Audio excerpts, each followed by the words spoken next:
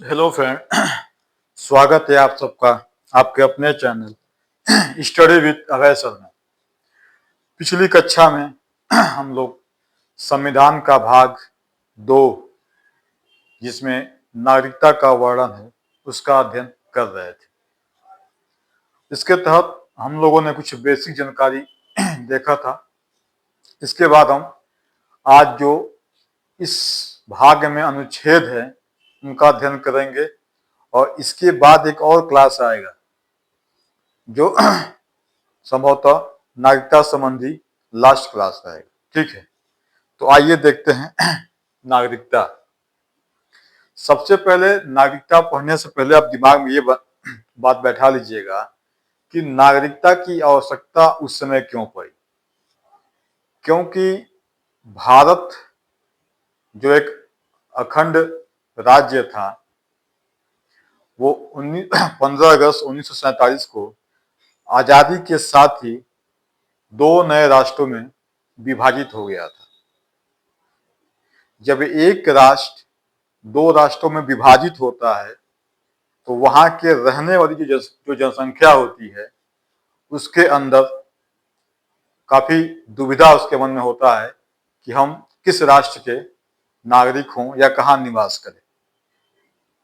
क्योंकि भारत का बंटवारा तथा कथित धर्म के आधार पर हुआ था। पाकिस्तान एक धार्मिक कंट्री के रूप में उभर के आया था, इस्लामिक कंट्री के रूप में। इसलिए उस समय के लोगों में ये संशय था कि हम यहाँ रहें या वहाँ रहें, क्योंकि हिंदुस्तान में भी काफी संख्या में मुस्लिम निवास कर रहे थे और पाकिस्तान में भी काफी संख्या में हिंदू निवास कर रहे थे।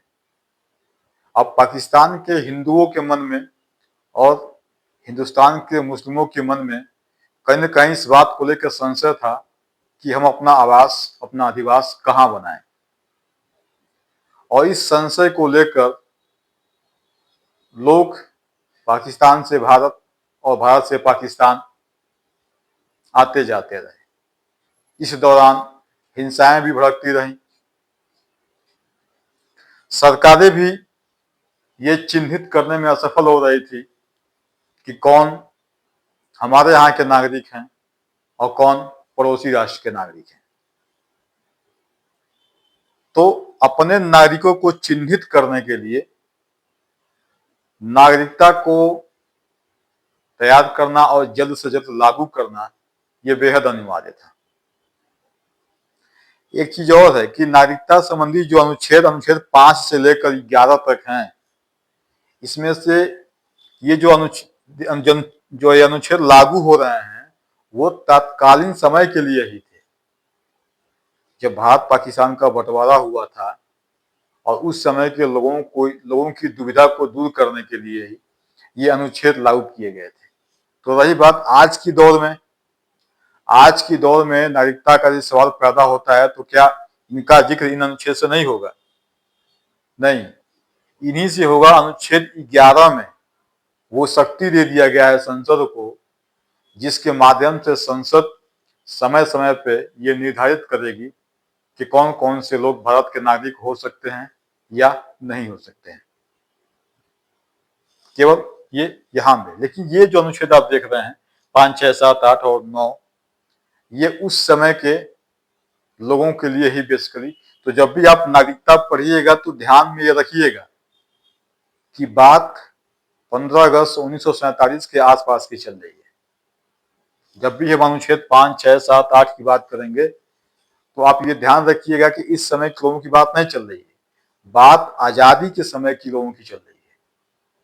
ठीक है, तो देखिए अनुच्छेद 5, 6, 7, 8 हमने कहा कि नागरिकों को चिन्हित करना उस समय तत्कालिक सरकार की सबसे बड़ी चुनौती थी। इसलिए जैसे ही संविधान बनकर तैयार हुआ 26 नवंबर 1949 को, तुरंत प्रभाव से अनुच्छेद 5, 6, 7, 8 को क्या कर दिया गया? लागू कर दिया गया। तो यदि पूछता है कि भारतीय संविधान की नागरिकता में कौन कौन से अनुच्छेद 26 जनवरी 1950 के पहले ही लागू हो गए, तो ध्यान रखिएगा वो अनुच्छेद 5, 6, 7, 8 थे। अगर पूरे संविधान में सबसे पहले लागू होने वाला अनुच्छेद की बात करेगा तो अनुच्छेद 5 है। उसके बाद से अनुच्छेद 9, ये 26 जनवरी 1950 को लागू हुआ। ये 10 और 11 ये भी 26 जनवरी 1950 को लागू हुआ। हम इन अनुच्छेदों को 3 भागों में क्यों बांटे हैं, इसके पीछे रीजन है। क्या रीजन है? देखिए, अनुच्छेद 5, 6, 7 और 8 ये बंटवारे से उत्पन्न नागरिकता संबंधी तात्कालिक समस्या से निपटने के लिए क्या किया गया, इसमें प्रावधान किया गया था। अनुच्छेद 5, 6, 7 और 8 में जो भारत और पाकिस्तान का बंटवारा हुआ था और बंटवारे के समय नागरिकता को लेकर जो संशय पैदा हुआ था, उस संशय से निपटने के लिए इन अनुच्छेदों को क्या किया गया है, तत्काल प्रभाव से पहले लागू कर दिया गया। अनुच्छेद 9 में क्या था? अनुच्छेद 9 में नागरिकता के लोप संबंधित क्या है, प्रावधान है। मतलब कि नागरिकता को समाप्त, यदि आप स्वेच्छा से किसी अन्य राष्ट्र की नागरिकता लेते हैं तो भारत की नागरिकता क्या हो जाएगी, स्वतः समाप्त हो जाएगी। अनुच्छेद 10 और 11 में क्या है?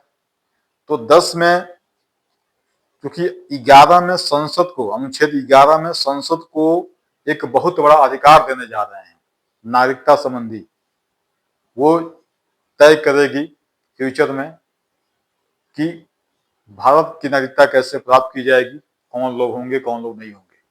उसके पहले अनुच्छेद 10 में यह कह दिया गया है कि ये जिनको नागरिकता दे दी गई है, इसमें संसद जो है छेड़खानी नहीं करेगी।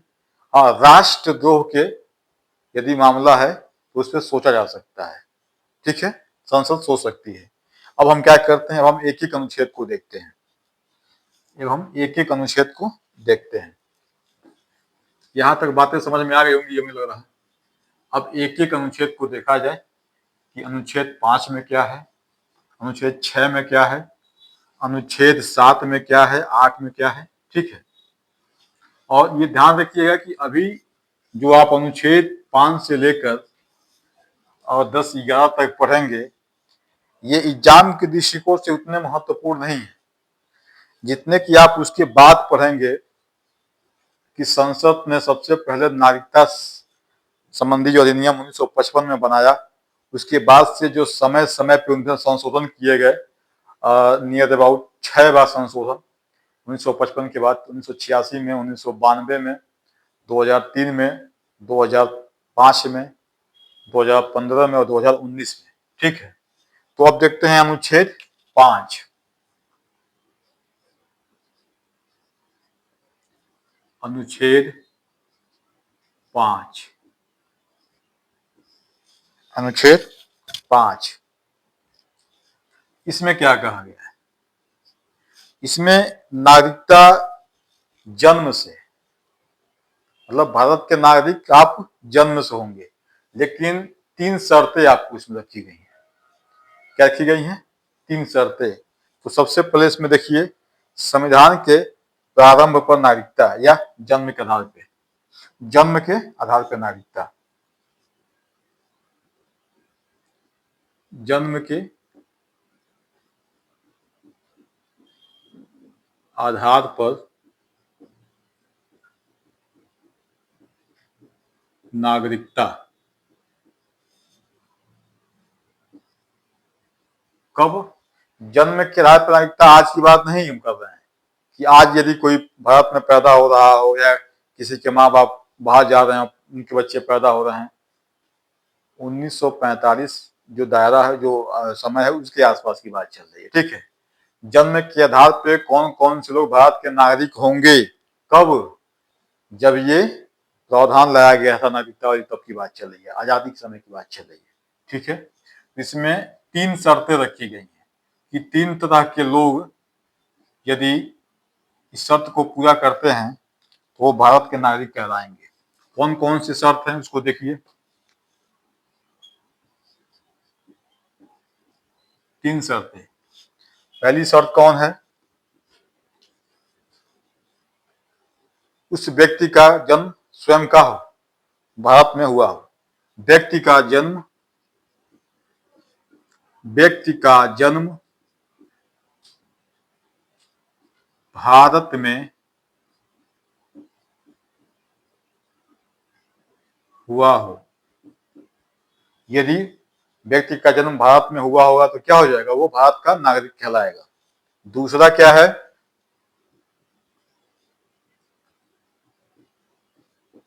व्यक्ति के माता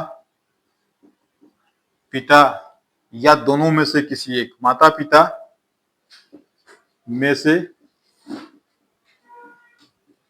किसी एक का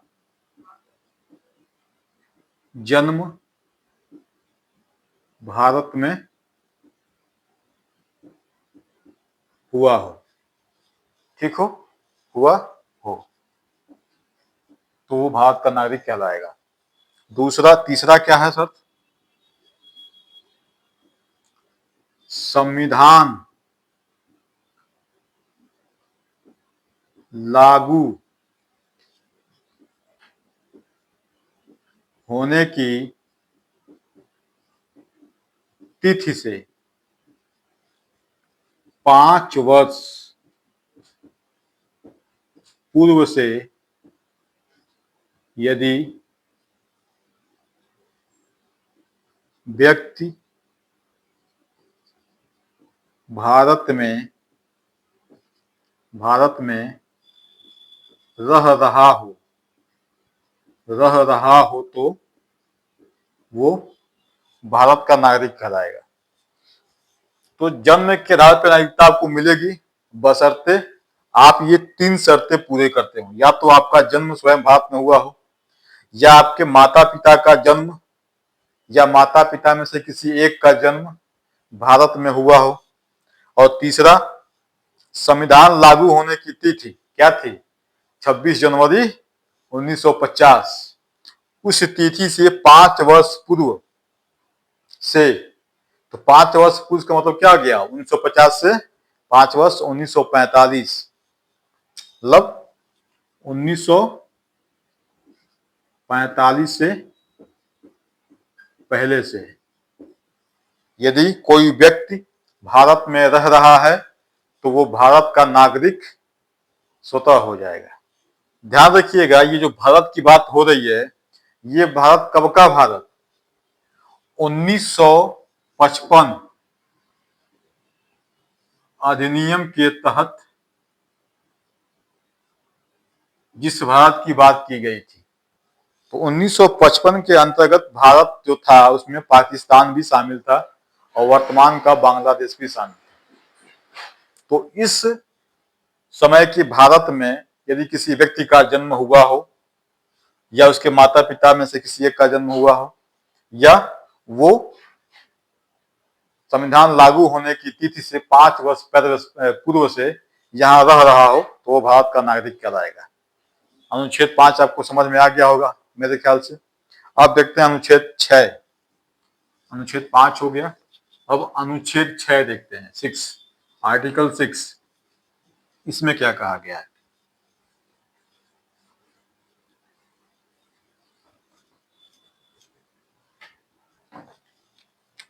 अनुच्छेद 6,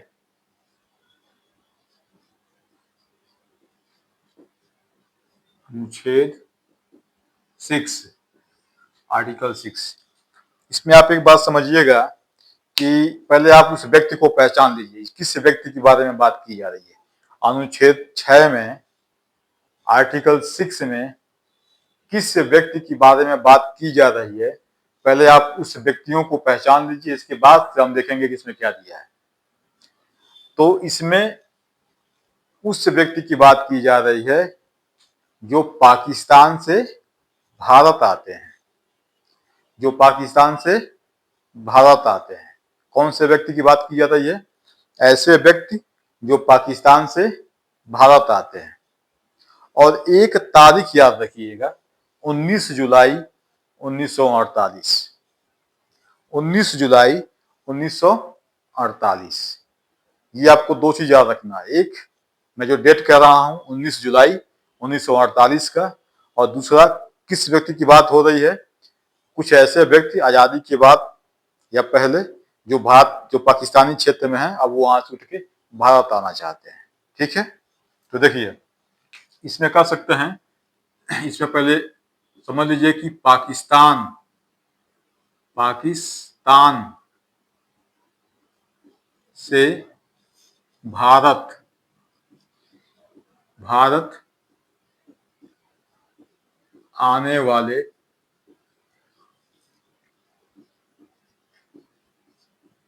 व्यक्तियों के संबंध में, व्यक्ति मतलब नागरिक, ठीक है, मतलब व्यक्ति को नागरिक कहेंगे बाद में, ठीक है, जब मिल जाएगा तो नागरिकता संबंध में।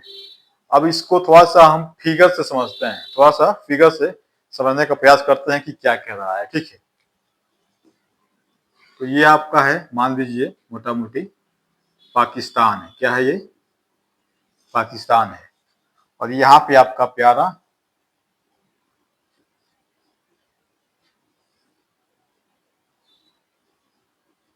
कुछ ज्यादा ही हिस्सा हम पाकिस्तान को दे रहे हैं, कुछ ज्यादा ही हिस्सा पाकिस्तान को दे रहे हैं, ये अच्छी बात नहीं है।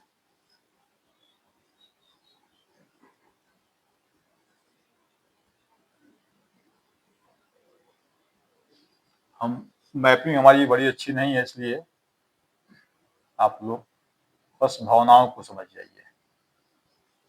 मान लीजिए भारत यदि किसी हम यदि नेपाल को कब्जा लिए हैं तो बुरा मत मानिएगा, ठीक है। तो ये आपका क्या है, भारत।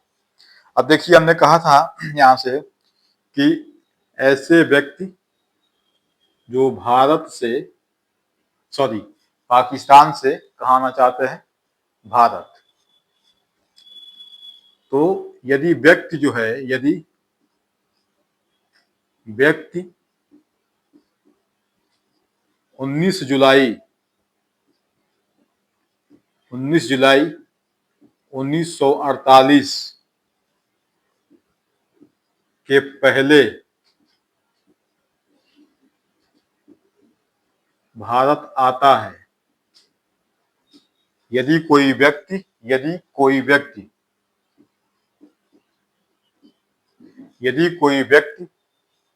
19 जुलाई 1948 के पहले भारत आ जाता है तो उसे भारत की नागरिकता दे दी जाएगी। क्या की जाएगी, उसे भारत की नागरिकता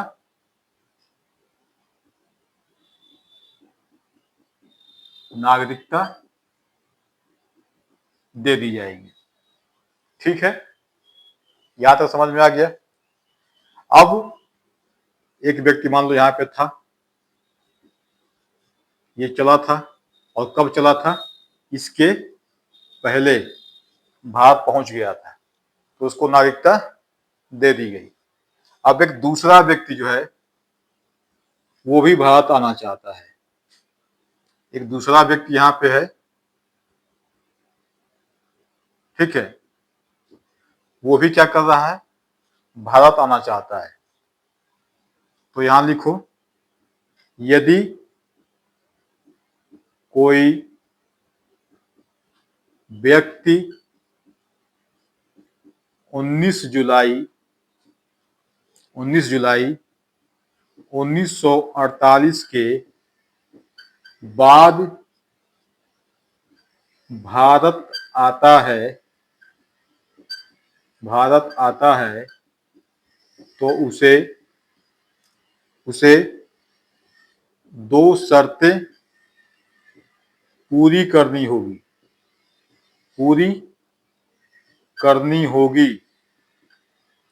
तभी उसे क्या होगी, नागरिकता मिलेगी। वो दो शर्तें कौन कौन सी हैं, पहले तो उसे परमिट फॉर्म भरना होगा, परमिट फॉर्म भरना होगा, और 6 माह तक भारत में निवास करना होगा। देखिए ये व्यक्ति जो है चला था, ये इस डेट के पहले आ गया था, 19 जुलाई 1948 डेट के पहले ही पहुंच गया था तो उसे नागरिकता आसानी से मिल गई, कोई दिक्कत नहीं। उसे कुछ नहीं करना है। लेकिन दूसरा व्यक्ति थोड़ा सा लेट कर दिया, वो 19 जुलाई 1948 के बाद पहुंच रहा है। तो जब इस डेट के बाद पहुंच रहा है तो उसके लिए दो शर्त लागू कर दिया गया। पहला शर्त क्या है कि एक परमिट फॉर्म है यहाँ आने का, भारत और नागरिकता ग्रहण करने का, उस परमिट फॉर्म को आपको भरना होगा और साथ में 6 माह तक आपको भारत में निवास करना होगा। इसके बाद से संसद अर्थात गृह मंत्रालय ये निर्णय लेगा कि आप भारत के नागरिकता प्राप्त करने योग्य हैं या नहीं। ये समझ में आ गई? तो अब ये 19 जुलाई का जो डेट है इसका क्या लफड़ा है? ये 19 जुलाई डेट ही क्यों रखा गया? तो ध्यान रखिएगा 19 जुलाई 1948 को ही परमिट फॉर्म जारी किया गया था, क्योंकि कोई तो एक डेट देना होगा ना। तो उस दिन ये परमिट फॉर्म जारी किया गया था, इसलिए ये मान लिया गया था कि जो भी व्यक्ति पाकिस्तान से भारत आज 19 जुलाई 1948 के पहले आ चुका है उसके लिए कोई समस्या नहीं है, वो भारत का नागरिक हो जाएगा। लेकिन आज जब ये डेट 19 जुलाई 1948 का परमिट जारी करने का हम लोग तय कर रहे हैं, इसके बाद यदि कोई व्यक्ति भारत आना चाहता है तो उसके लिए दो शर्तें आपको माननी पड़ेगी। एक तो फॉर्म भरे, गृह मंत्रालय में जमा करे, और दूसरा यहाँ 6 माह तक निवास करे। इसके बाद से यहाँ की सरकार, संसद यानी गृह मंत्रालय चाहेगी तो उसको नागरिकता देगी, चाहेगी तो नहीं भी दे सकती। ठीक है, तो ये आपका अनुच्छेद 6 है। मेरे ख्याल से यहाँ तक आपको समझ में आ गया होगा। अब एक अनुच्छेद और देखते हैं,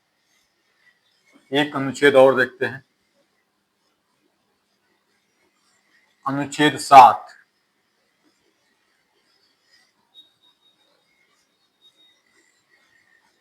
अनुच्छेद 7 देखते हैं। 5 हो गया, 6 हो गया, अब देखते हैं 7।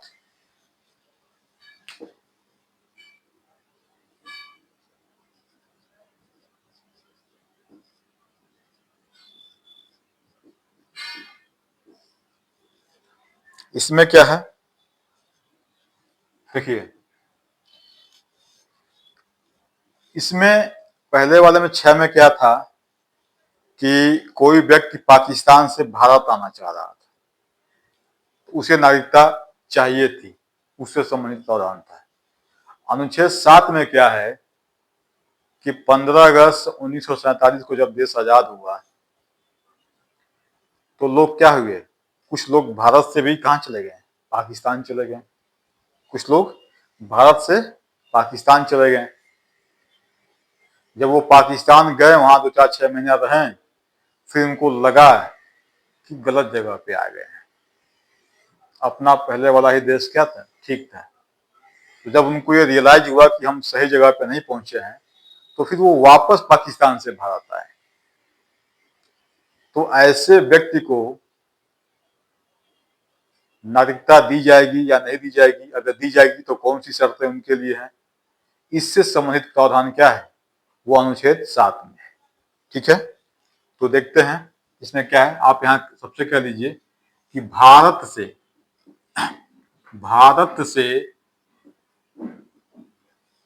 पाकिस्तान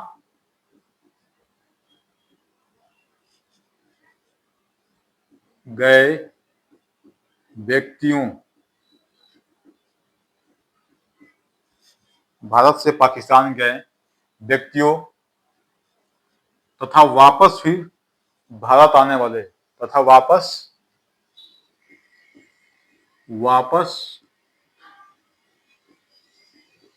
भारत आने वाले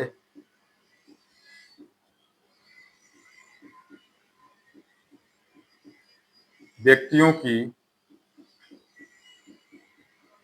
नागरिकता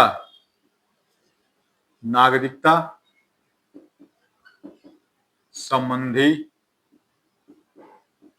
प्रावधान। ठीक है, इसको भी हम फिगर की माध्यम से समझते हैं। ठीक है, तो ये आपका मान लीजिए है आपका प्यारा, आप कह सकते हो प्यारा या दुलारा, जो भी, या नहीं भी कहो प्यारा, तो प्यारा या दुलारा किसका? भाई बच्चे हैं तो बच्चे कितना ही बदमाशी हो, आदमी से दुलारा प्यारा ही कहता है, ये बच्चा ही है अपना। ठीक है, हालांकि बदमाश हो गया है। पाकिस्तान, दूसरा है महान भारत।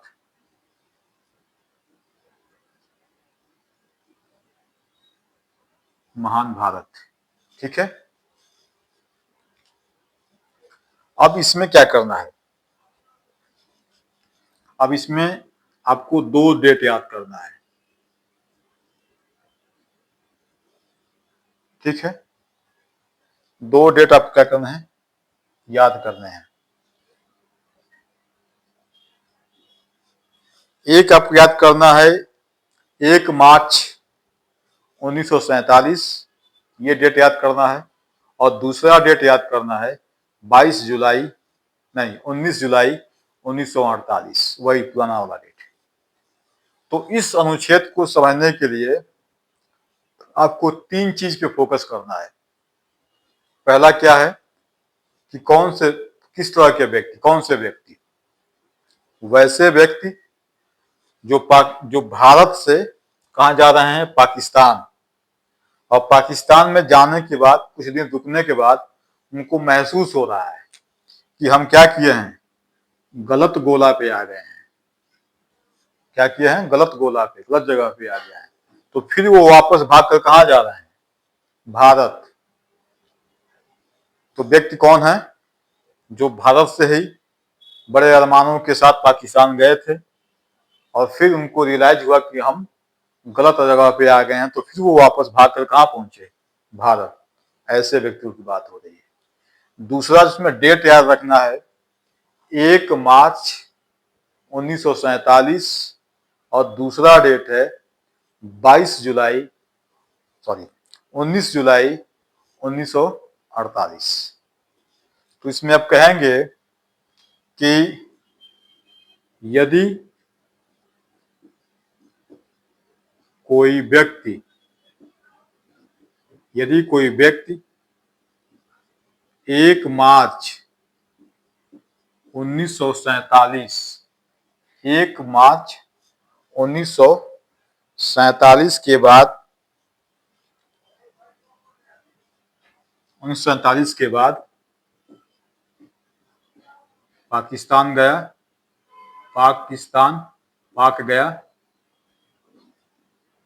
पाकिस्तान गया, ठीक, ठीक है। तथा 19 जुलाई 1948 के पहले, 1948 के पहले भारत वापस आ गया। ठीक, तो उसे क्या करेंगे? उसे नागरिकता हम दे देंगे। क्या करेंगे? बिना कोई शर्त, बिना कोई शर्त और कागजी कार्रवाई की, उसको नागरिकता हम क्या करेंगे? दे देंगे। कब?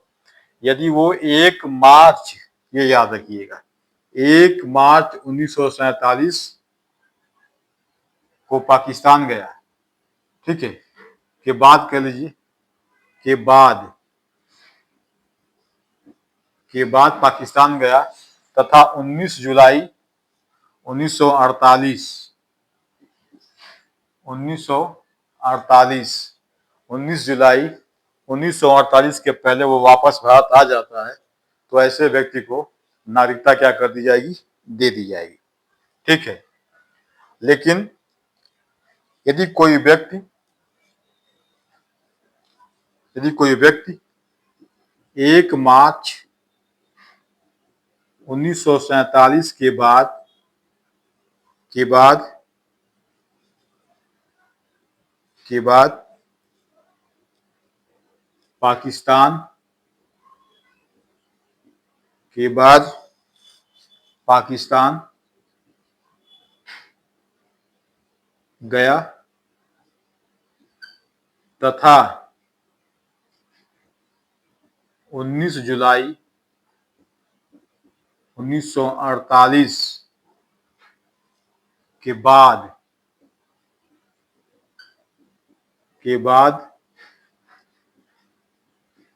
भारत वापस आता है तो भारत वापस आता है तो उसे 2 शर्तें माननी होंगी। कौन कौन सी शर्त है? उसे परमिट फार्म भरना होगा, परमिट फॉर्म भरकर जमा करना होगा, और दूसरा 6 माह तक भारत में निवास। पहली शर्त क्या है? शायद ना दिख रहा हो। पहली शर्त है कि परमिट उसका फॉर्म भरना होगा, और दूसरा क्या है कि 6 माह तक उसे भारत में निवास करना होगा। इसके बाद यहाँ की सरकार, यहाँ की संसद, गृह मंत्रालय चाहेगी तो उस व्यक्ति को भारत की नागरिकता देगी और चाहेगी तो नहीं देगी। तो ये देखिएगा, ये 2 तरह का एरो है कि व्यक्ति भारत से पाकिस्तान आ रहा है, कि पाकिस्तान से भारत क्या कर रहा है? जा रहा है। कब? 19 जुलाई 1948 के पहले। तो उसे कोई शर्त नहीं है, नागरिकता दे दी जाएगी। लेकिन यदि व्यक्ति भारत से इसके बाद आ रहा है और जा रहा है कब? 19 जुलाई 1948 के बाद जा रहा है, तब उसे 2 शर्तें माननी होंगी। पहला शर्त क्या है? उसे परमिट फॉर्म पे हस्ताक्षर करने होंगे, और दूसरा क्या है कि 6 माह तक उसे क्या करना होगा? भारत में रहना होगा। उसके बाद जो है भारत सरकार सोचेगी कि उसे क्या करना है, उसे नागरिकता देनी है कि नहीं देनी है। ठीक है, तो अनुच्छेद 6 और 7 समझ में आ गया, 5 समझ में आ गया। एक अनुच्छेद और देखते हैं, उसके बाद से फिर अगले कक्षा में देखेंगे। अनुच्छेद 8 भी देख लेते हैं, क्योंकि 5, 6, 7, 8 ये जो है 15 अगस्त 1947 के बाद जो स्थिति पैदा हुई थी, और उस समय के जो लोग थे उनको सेटल डाउन करने के लिए इस अनुच्छेदों का प्रयोग किया गया था। तो यहाँ तक देख लेते हैं। बाकी अनुच्छेद 9 में क्या है? नागरिकता का लोपन है, उसको कल देख लेंगे। ठीक है, अनुच्छेद 8। अनुच्छेद 8 अभी तक जो बात चल रही थी वो भारत और पाकिस्तान के बीच के लोगों की बात चल रही थी। मतलब भारतीय मूल के ही थे, लेकिन वो पाकिस्तान और भारत के बीच की बात चल रही थी। अब इसकी बाद की जो बात है, कुछ ऐसे भी तो लोग थे भारत के जो इंग्लैंड, अमेरिका, अफ्रीका आदि महाद्वीपों के देशों में जाकर क्या किए थे? बस गए थे। जैसे लाला हरदयाल, ठीक है, या जो अभी फिलहाल में कुछ दिन पहले तक संभवतः थे ब्रिटेन के प्रधानमंत्री ऋषि सुनक, सुनीता विलियम्स के पूर्वज। तो ये लोग भी तो भारतीय मूल के थे, लेकिन भारत के बाहर जाके बस गए थे। भारत के बाहर यानी कि पाकिस्तान, बांग्लादेश के भी बियॉन्ड बाहर जाकर बस गए थे। तो यदि कभी उनके मन में आए कि हम वापस भारत की नागरिकता ग्रहण करना चाहते हैं, तो वो कैसे नागरिकता प्राप्त करेंगे? तो उनको देखते हैं, बस लास्ट है, तो उनको देखते हैं। तो कौन से कहते हैं? भारत के बाहर रहने वाले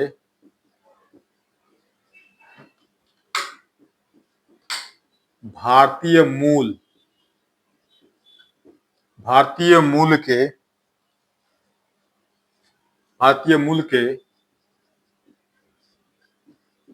व्यक्तियों की